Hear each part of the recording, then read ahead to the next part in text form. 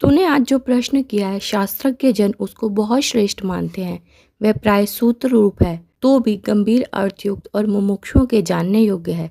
हे विद्वान, जो मैं कहता हूँ सावधान होकर सुन। उसको सुनने से तू शीघ्र ही भवबंधन से छूट जाएगा। मोक्ष का प्रथम हेतु अनित्य वस्तुओं में अत्यंत वैराग्य होना कहा गया है। तदंतर शम, दम, तितिक्षा और संपूर्ण आसक्ति युक्त कर्मों का सर्वथा त्याग है। तदुपरांत मुनि को श्रवण, मनन और चिरकाल तक नित्य निरंतर आत्म तत्व का ध्यान करना चाहिए। तब वह विद्वान परम निर्विकल्पावस्था को प्राप्त होकर निर्वाण सुख को पाता है। जो आत्मा अनात्मा विवेक अब तुझे जानना चाहिए वह मैं समझाता हूँ। तू उसे भली बातें सुनकर अपने चित्त में स्थिर कर। मज्जा, अस्थि, मेद, मांस, रक्त, चर्म और त्वचा, इन 7 धातुओं से बने हुए तथा चरण, जंघा, वक्षतल, भुजा, पीठ और मस्तक आदि अंगोपांगों से युक्त मैं और मेरा रूप से प्रसिद्ध इस मोह के आश्रय रूप देह को विद्वान लोग स्थूल शरीर कहते हैं।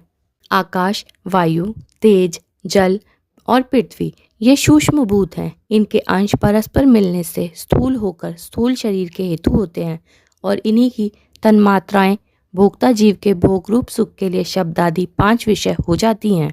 जो मूढ़ इन विषयों में राग रूपी सुदृढ़ एवं विस्तृत बंधन से बंध जाते हैं, वे अपने कर्म रूपी दूत के द्वारा वेग से प्रेरित होकर उनके उत्तमाधम योनियों में आते जाते हैं। अपने अपने स्वभाव के अनुसार शब्द आदि 5 विषयों में से केवल एक एक से बंधे हुए हिरण, हाथी, पतंग, मछली और भौरे मृत्यु को प्राप्त होते हैं। फिर इन 5 से जकड़ा हुआ मनुष्य कैसे बच सकता है? दोष में विषय काले सर्प के विष से भी अधिक तीव्र होते हैं, क्योंकि विष तो खाने वाले को ही मारता है, परंतु विषय तो आंख से देखने वाले को भी नहीं छोड़ते। जो विषयों की आशा रूप कठिन बंधन से छूटा हुआ है वही मोक्ष का भागी होता है और कोई नहीं, चाहे वह 6 दर्शनों का ज्ञाता क्यों ना हो। संसार सागर को पार करने के लिए उद्यत हुए क्षणिक वैराग्य वाले मुमुक्षुओं को आशा रूपी ग्राह अति वेग से बीच में ही रोककर गला पकड़कर डुबो देता है। विषय रूपी विषम मार्ग में चलने वाले मलिन बुद्धि को पद पद पर मृत्यु आती है, ऐसा जानो। और यह भी बिल्कुल ठीक समझो कि हितैषी सज्जन अथवा गुरु के कथनानुसार अपनी युक्ति से चलने वाले को फल सिद्धि हो ही जाती है।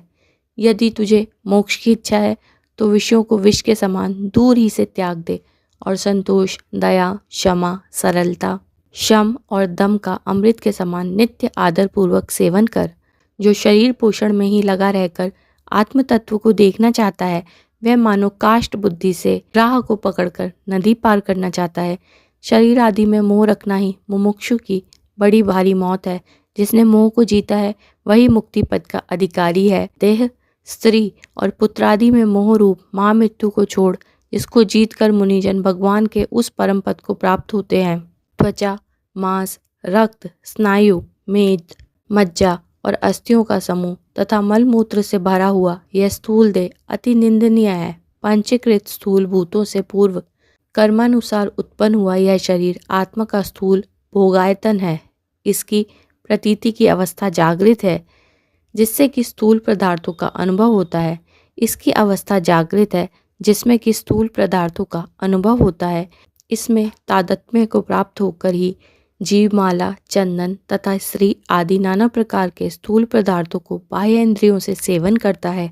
इसलिए जागृत अवस्था में इस स्थूल देह की प्रधानता है, जिसके आश्रय से जीव को संपूर्ण बाह्य जगत प्रतीत होता है। गृहस्थ के घर के तुल्य उसे ही स्थूल देह जानो।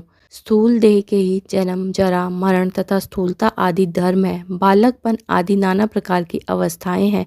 वर्णाश्रम आदि अनेक प्रकार के नियम और यम है तथा इसी की पूजा, मान, अपमान आदि विशेषताएं हैं। श्रवण, त्वचा, नेत्र, घ्राण और जीवा ये 5 ज्ञानेंद्रियां हैं, क्योंकि इनसे विषय का ज्ञान होता है। तथा वाक, पाणी, पाद, गुदा और उपस्थ ये कर्मेंद्रियां हैं, क्योंकि इनका कर्मों की ओर झुकाव होता है। अपनी वृत्तियों के कारण अंतःकरण मन, बुद्धि, चित्त और अहंकार इन 4 नामों से कहा जाता है। संकल्प विकल्प के कारण मन, पदार्थ का निश्चय करने के कारण बुद्धि, मैं ऐसा अभिमान करने से अहंकार और अपना इष्ट चिंतन के कारण यह चित्त कहलाता है। पंच प्राण अपने विकार के कारण सुवर्ण और जल आदि के समान स्वयं प्राण ही वृत्ति भेद से प्राण, अपान, व्यान, उदान और समान इन 5 नामों वाला होता है।